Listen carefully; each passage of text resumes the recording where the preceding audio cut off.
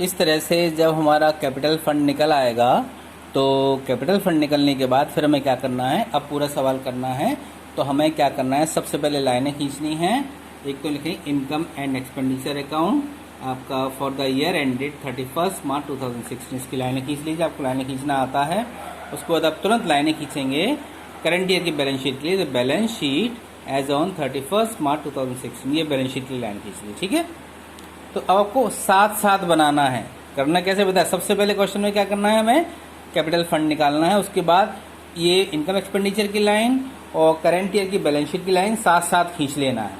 उसके बाद फिर हम लोग एक एक करके करते हैं। कैसे करेंगे, हम सबसे पहले आ जाएंगे, मैंने बताया था प्राप्ति पक्ष में। प्राप्ति पक्ष सबसे पहले आपका आ जाएगा प्रारंभिक शेष, ये आपका कैश का शेष है, ये हम पहले लिख चुके हैं पुरानी बैलेंस शीट में, यहाँ नहीं आएगा, खत्म। चंदे के बारे में अगर हम बात करें तो पिछले साल का चंदा हमारा 250 रुपये था जो मिला था, लेकिन हमारे पास पुराना चंदा था 300 रुपये का। 300 रुपये का चंदा था लेकिन मिला 250 रुपये है, तो इस साल की इनकम एक्सपेंडिचर में तो आएगा नहीं। लेकिन एक बात तो निश्चित है, 50 रुपये अभी भी मिलना शेष है। तो ये बैलेंस शीट में, करंट ईयर के बैलेंस शीट में एसेट साइड में आएगा subscription for outstanding for last year. देखो ये रहा, तो मैंने लिखा है करंट ईयर की बैलेंस शीट है, एसेट में आउटस्टैंडिंग सब्सक्रिप्शन फॉर 14, 15, 50 रुपये रहेगा, क्योंकि 300 रुपये थे, 300 में से 250 मिल गए, 50 बचे, 50 यहाँ लिख लीजिए, जो अगले साल मिलेंगे अभी।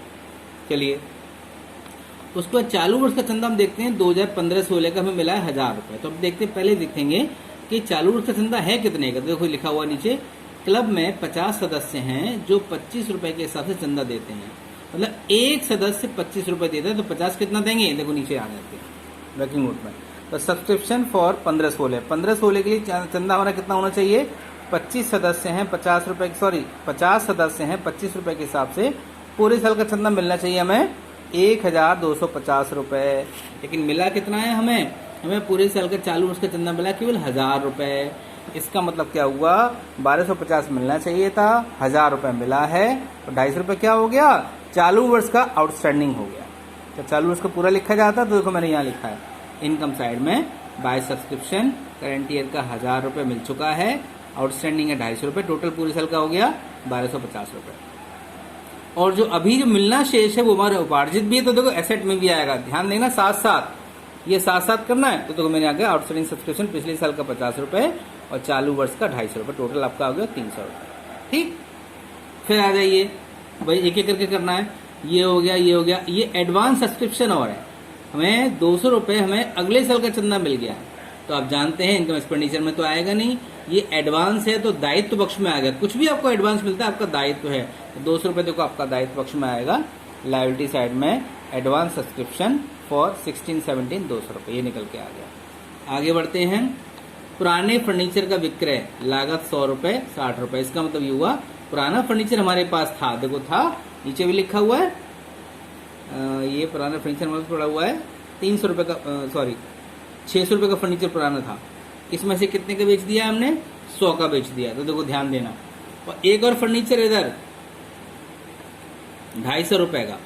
तो बहुत आसान बात है, अभी किसी ने पूछा था जी प्राप्ति पक्ष में जो हमने फर्नीचर बेचा है, बेचने से 60 रुपए मिले हैं, और भुगतान पक्ष में फर्नीचर खरीदा है, खरीदने से 250 रुपए चले गए हैं। तो कैसे करेंगे, सबसे पहले बैलेंस शीट में आइए। फर्नीचर हमारे पास पुराना पड़ा था 600 रुपए, मैंने आपको दिखाया था, उसमें से 100 रुपए का फर्नीचर बेच दिया। देखो कितने में बेचा इससे मतलब नहीं है, 600 में से 100 वाला फर्नीचर बेचा है, तो 100 रुपए घट गए इसमें, तो पुराना फर्नीचर बचा है 500 रुपए का, और नया फर्नीचर खरीदा है 250 रुपए का। देखो ये लिखा हुआ है, ये खरीदा 250 रुपए का, तो नया फर्नीचर हमने 250 रुपए का खरीदा है, तो हमारे पास फर्नीचर आ गया 750 रुपए का। ठीक है, ये तो हो गया संपत्ति पक्ष का। अब इनकम एक्सपेंडिचर में क्या करेंगे, loss on sale of furniture, 100 रुपए का फर्नीचर था हमारे पास, 60 रुपए का बेचा है, तो ये लिखा हुआ है 60 का ही बेचा है हमने, 100 वाला 60 में बेचा है, तो हमें 40 रुपए का लॉस हो गया। तो लॉस यहाँ पे आ गया, loss on sale of furniture. मैंने आपको बताया था फर्नीचर क्रय विक्रय यहाँ नहीं आता है, उसका लॉस या प्रॉफिट आता है। चलिए आगे बढ़ते हैं। उसके बाद हॉल का किराया मिला 740 रुपए, ये इनकम आ गया, देखो ये रहा, बाय रेंट ऑफ हॉल 740 रुपए। उसके बाद आपका है मनोरंजन से प्राप्त आय 400 रुपए, और समाचार पत्र का विक्रय 100 रुपए। समाचार न्यूज़पेपर बेच दिए रद्दी में, तो 400 100 दोनों आ जाएंगे। तो इनकम फ्रॉम रिक्रिएशन, मनोरंजन से इनकम हुई 400 रुपये की, और सेल ऑफ न्यूज़पेपर 100 रुपये आपका आया। तो देखो एक साइड हमारा हो गया। अब एक साइड जब खत्म हो जाए तो दूसरी साइड भी करना है। तो जब आप साइड कर रहे हो तो नीचे भी सूचना ध्यान रखनी होती है आपको। अब ये है वेतन। वेतन हमने पेमेंट किया है 1200 रुपये, और नीचे समायोजना भी है। तो मैंने वेतन पहले यहाँ लिखा, सॉरी कहाँ गया, ये रहा, टू सैलरी 1200 रुपये, वेतन में दिया 1200 रुपये का। इसमें लिखा हुआ नीचे देखो, इसमें लिखा हुआ है इस वेतन में पिछले साल के 100 रुपये शामिल हैं, तो पिछले साल के 100 रुपये घटेंगे। और इसमें लिखा हुआ है इस साल का वेतन भी 100 रुपये का दत्त है, इस साल का भी दिया, ये जुड़ेगा वर्तमान। तो 100 रुपये पिछले साल के घटेंगे, 100 रुपये इस साल के जुड़ेंगे। देखो ये रहा, तो सैलरी 1200 रुपये less outstanding for last year 100 रुपये घट गए, 1100 बचा, और plus outstanding for current year 100 रुपये जुड़ गए, तो 1200 का 1200 आया। अब जो चालू वर्ष का जो 100 रुपये अदत्त है वो आपका दायित्व पक्ष में भी लिखा जाएगा। देखो ये रहा, आउटस्टैंडिंग सैलरी चालू वर्ष का 100 रुपये, ठीक, वेतन का हो गया। उसके बाद है सामान्य व्यय के दे रखे हैं 300 रुपये, ये आ जाएंगे। विद्युत शुल्क दे रखा 200 रुपये, ये आ जाएंगे। देखो ये रहा, जनरल एक्सपेंसेस 300 रुपये, इलेक्ट्रिक चार्जेस 200 रुपये। उसके बाद आगे लिखा हुआ है पुस्तक आपकी संपत्ति है, यहाँ नहीं आएगा। देखो हमारे पास नीचे 500 रुपये की किताबें थी, 500 रुपये की किताबें थी, और 100 रुपये की किताबें आपने और खरीद दी, संपत्ति पक्ष में आ गया। देखो जरा, तो आपके पास बुक्स थी 500 रुपये की, 100 रुपये की किताबें आपने और खरीद ली, 600 रुपये की किताबें आपके पास हो गई, ठीक। उसके बाद है आपका पुस्तक हो गया। समाचार पत्र आपने खरीदे हैं, 400 रुपये पेमेंट कर दिया उसमें, समाचार पत्र के 400 रुपये, टिकट के 50 रुपये। देखो जरा, न्यूज़पेपर के 400 और टिकट के 50 रुपये, ये खर्च हो गए आपके। उसके बाद ये फर्नीचर आपने खरीदा, फर्नीचर का पूरा पॉइंट आपको पहले बता चुका हूँ। तो जो अंतिम शेष है ये है कैश का, कैश बैलेंस जो बैलेंस शीट में आएगा करेंट ईयर की में 500 रुपये। तो देखो लास्ट में आपका आ गया कैश बैलेंस 500 रुपये।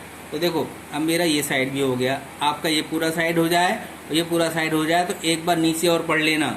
ये क्लब वाला चंदे वाला हो गया है, ये चंदे वाला हो गया, वेतन वाला हो गया, ये वेतन वाला हो गया। 1 अप्रैल को क्लब के पास 10,000 रुपये की भूमि और भवन है। लास्ट ईयर भी था, इस साल हमने बेचा नहीं है, बेचते तो यहाँ लिख देते। तो इस साल भी हमारे पास 10,000 रुपये का भूमि और भवन है। तो देखो यहाँ पे आ गया लैंड एंड बिल्डिंग 10,000 रुपये, ठीक है, संपत्ति पक्ष में। और 600 रुपये का फर्नीचर है, बता चुके हैं, और 500 रुपये की किताबें ये बता चुके हैं, ठीक है। सारी चीज़ें लिख ली और टोटल लगाएंगे। तो इनकम साइड का टोटल आपका आया 2,490 रुपये। इसमें से आपका एक्सपेंडिचर साइड का टोटल हटा दिया तो प्रॉफिट आपका बचा 300 रुपये। इसको बोलेंगे to excess of income over expenditure. ये आपका इनकम एक्सपेंडिचर पूरा हो गया। अब आपका बैलेंस शीट में आते हैं। बैलेंस शीट में संपत्ति पक्ष टोटल आपका आया 12,150 निकल के आया, और ये एडवांस ये सब लिख दिया था हम लोगों ने। कैपिटल फंड मैंने अभी आपको बताया था, ओपनिंग बैलेंस शीट बनाई थी, उसमें कैपिटल फंड निकल के आया था 11,550 रुपये, और अभी अभी आपको 300 रुपये का प्रॉफिट भी हुआ है। तो यहाँ लंबा लिखने की जरूरत नहीं है, to excess of income over expenditure लिखते हैं शॉर्ट में सरप्लस के नाम से। तो कैपिटल फंड 11,550 प्लस सरप्लस हमारा प्रॉफिट 300 रुपये जुड़ गया, ये 11,850 आ गया। दोनों तरफ का टोटल आपका आ गया 12,150।